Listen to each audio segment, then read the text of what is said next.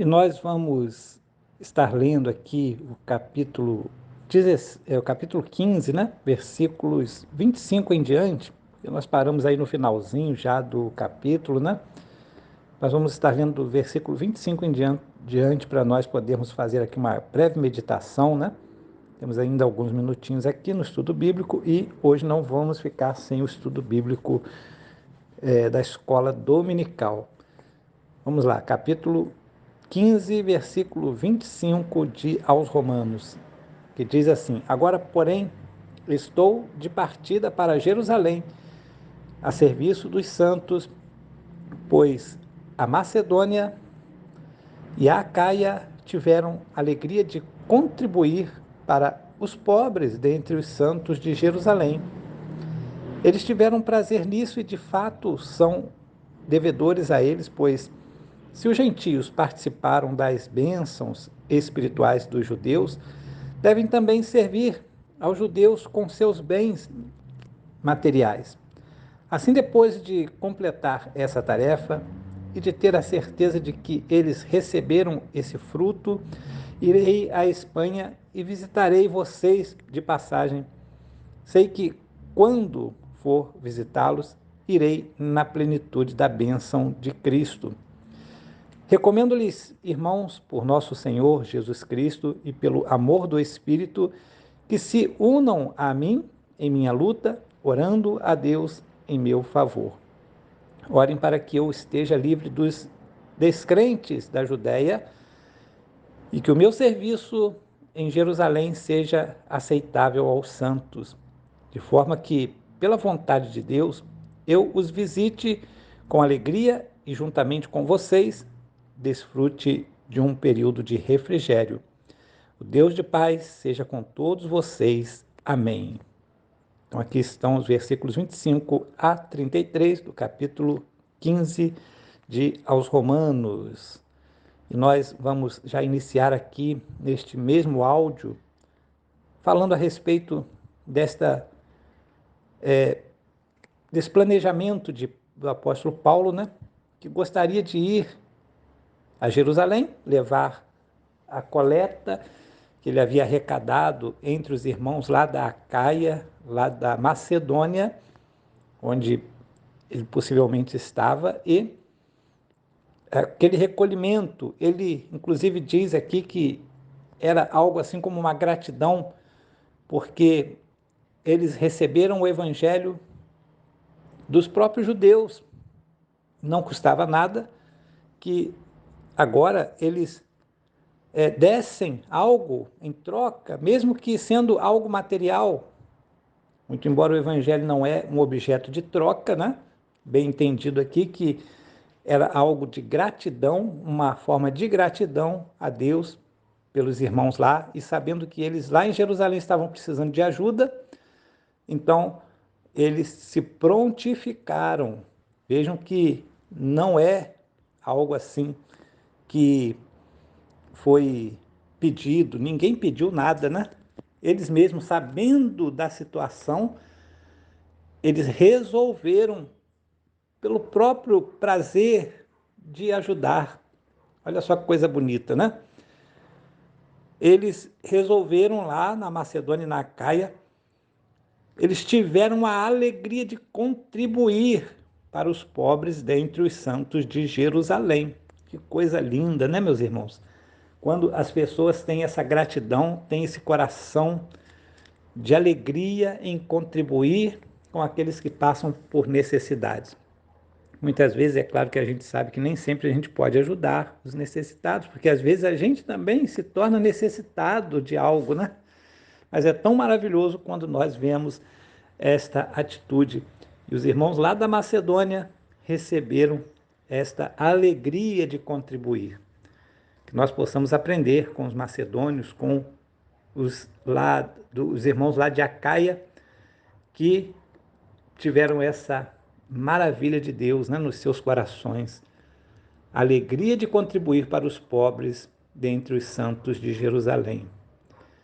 Então eles tiveram prazer, olha só, eles tiveram prazer, eles contribuíram não por serem devedores, mas o apóstolo diz aqui, de fato, eles são devedores a eles, pois se os gentios participaram das bênçãos espirituais dos judeus, devem também servir aos judeus com seus bens materiais, ou seja, não custa nada ajudar, né? Ainda mais quando nós recebemos uma herança, quando ele fala aqui bênçãos espirituais, ele está falando aqui de uma herança que Deus deu aos judeus, que seria a salvação, o Messias.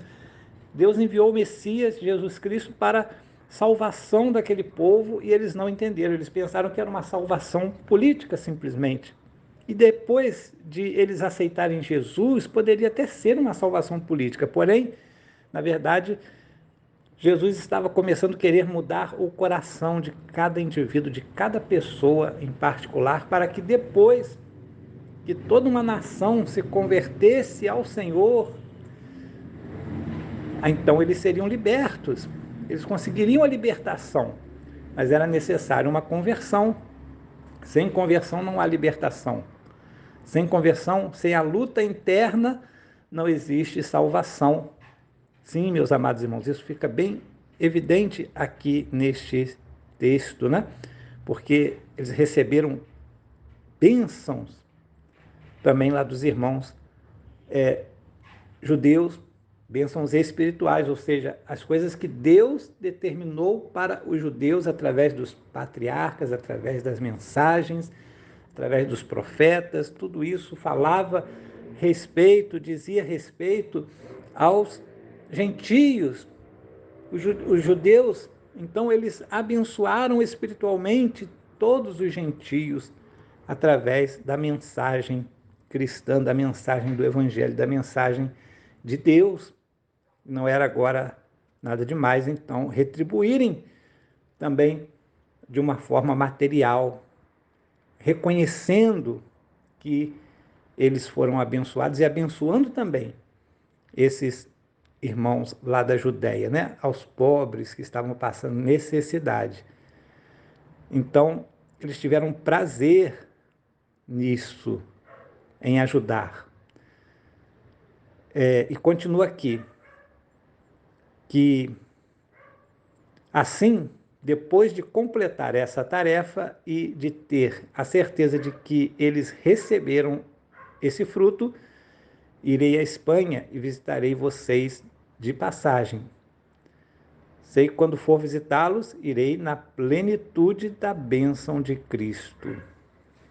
Era o propósito do apóstolo Paulo visitar aqueles irmãos na plenitude da bênção de Cristo, ou seja, com muita alegria, com muita vivacidade, com muito poder, com muita oração, com muita coisa boa no seu coração para transmitir àqueles irmãos. Ele queria que aquele momento fosse um momento maravilhosíssimo, felicíssimo, para que todos tivessem a oportunidade de se alegrar no Espírito de Deus. Seria um momento de reencontro, ou de encontro com muitos, né? De reencontro com uns e de conhecimento de outros que ele ainda não conhecia. Seria uma grande bênção, mas nós sabemos como aconteceu as coisas, porque o livro de Atos dos Apóstolos nos informa sobre essa situação, né? Nos informa que o apóstolo Paulo, quando chegou em Jerusalém, ele foi preso, e aí ele realmente foi a Roma.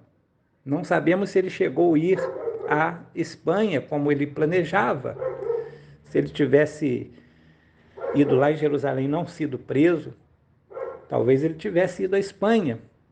Alguns dizem que ele chegou a ir à Espanha, que ele ficou preso em Roma e depois foi à Espanha, foi solto novamente, foi à Espanha. Quando ele retornou, ele foi preso e morto pelo imperador. Então, existem aí algumas versões desencontradas dessa narrativa histórica, mas nós acreditamos até que possivelmente ele não teria ido à Espanha. É bem improvável esta ida dele à Espanha, mas seja como for, nós não podemos dizer nada porque não temos como comprovar essa realidade. Mas a intenção dele era essa.